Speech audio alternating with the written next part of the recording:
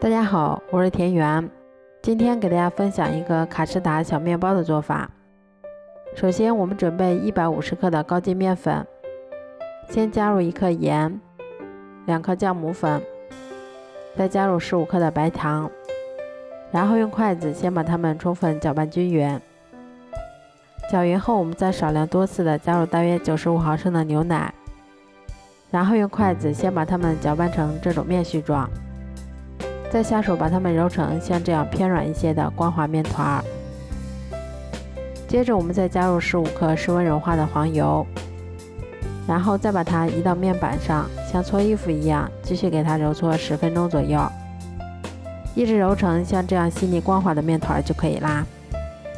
揉好后再给它盖上保鲜膜，让它常温型发至2倍大。接着我们在大碗里面先准备3个分离好的鸡蛋黄，再加入40克的白糖，然后用打蛋器把它们充分搅拌均匀。搅匀后，我们再加入25克的低筋面粉，10克的玉米淀粉，然后用打蛋器把它们再次充分搅拌均匀。最后我们再加入180毫升的牛奶，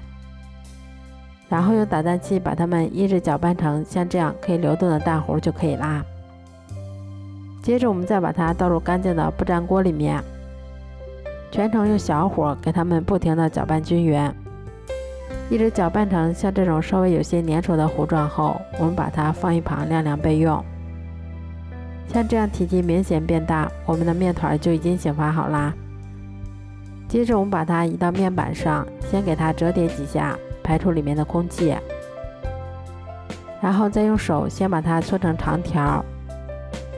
再用刀把它们分成6个大小均匀的小剂子。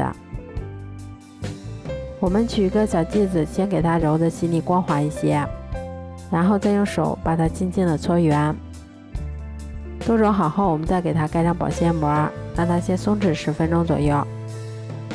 10分钟后，我们取一个小剂子，先给它轻轻的按扁一些，然后再把它们依次放到铺有过油纸的烤盘里面。接着我们再用量杯或者瓶子的底部给它压出一个窝窝的形状。卡士达酱晾凉以后，我们先把它装到干净的裱花袋里面，然后再把它依次挤入到我们刚刚做好的面包胚上面。都挤好后，我们再给它盖上保鲜膜，让它2次醒发30分钟左右。醒好后，我们在表面先给它刷上一层鸡蛋液，